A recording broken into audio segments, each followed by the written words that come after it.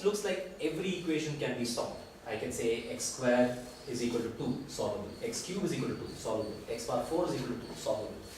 But not every equation is in fact solvable. What about x squared is equal to minus 1?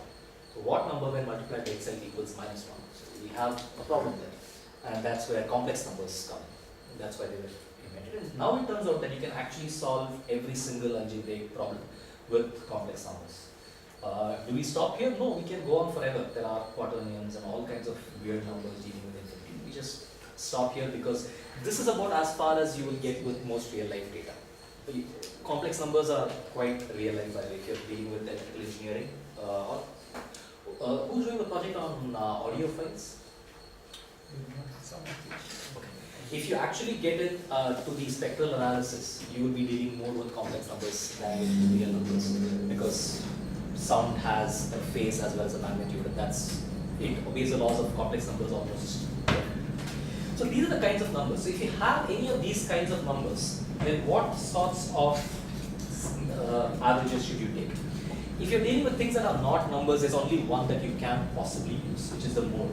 If you've got a bunch of names, then which is the most frequent name, that's all you can do. If you've got anything that's not numeric, mode is the only measure of central tendency that you use. If you've got natural numbers, you've got the choice of using mode or median. So let me take an example of survey results. You can answer the question, which is the most oftenly cited response for, so let's say we're rating buses. Is this bus mostly termed average, mostly termed good, mostly termed bad? Or you could say, somewhere in the middle, if I take all the responses and order them, take the middle response, is that good, average or bad? Both of these give me a reasonable measure depending on what you want. In more data sets, I've seen the median being used for natural numbers than I've seen the mode, but it's perfectly applicable to use either. You cannot use the mean because there is no such thing as the sum of all the survey responses divided by the average. You could code it in many ways. You could do -1, 0, +1, you get a different result. You could do 1, 2, 3, you get a different result. You could do 1, 2, 7, you get a different result. There's no sanctity in the coding. You do not want to use the mean unless you know that the differences between these are equally spaced and that the average has a real meaning. You could take, if you take integers, then potentially you could do the mean because you know the differences are comparable. But again, when you have integers, more often than not, I found the error function to be more linear than squared with most real life data.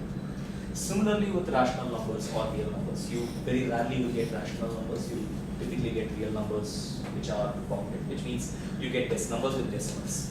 If you see numbers with decimals, most people tend to take the average.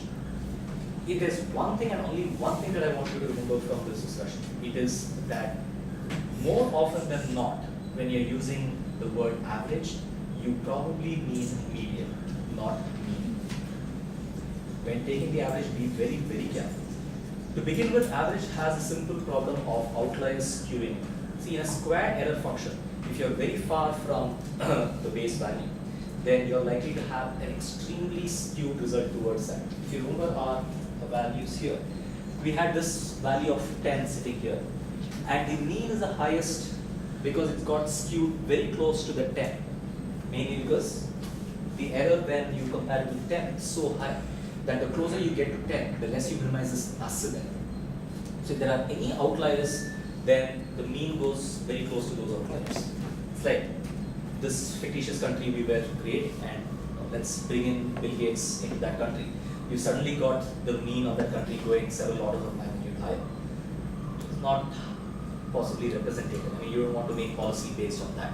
You probably want to make policy based on the median person, not the mean person. There may be no mean person. In fact, there's a very huge gap between those. So in a number of cases, the median is more likely to be representative even of real numbers. If you have data that has complex numbers, then that's one of those cases where median is, I have never seen median being applied on complex numbers. Never seen. You in fact cannot, because there is no such thing as the middle of a set of complex numbers. If you have a bunch of points on a plane, then the whole definition of something in the middle is somewhat nebulous. So if you have complex numbers, then yes, you've got to use the mean. If you've got real numbers, you could use the median or the mean, but more often than not, you really want the median. And in most of the cases, you only want the median.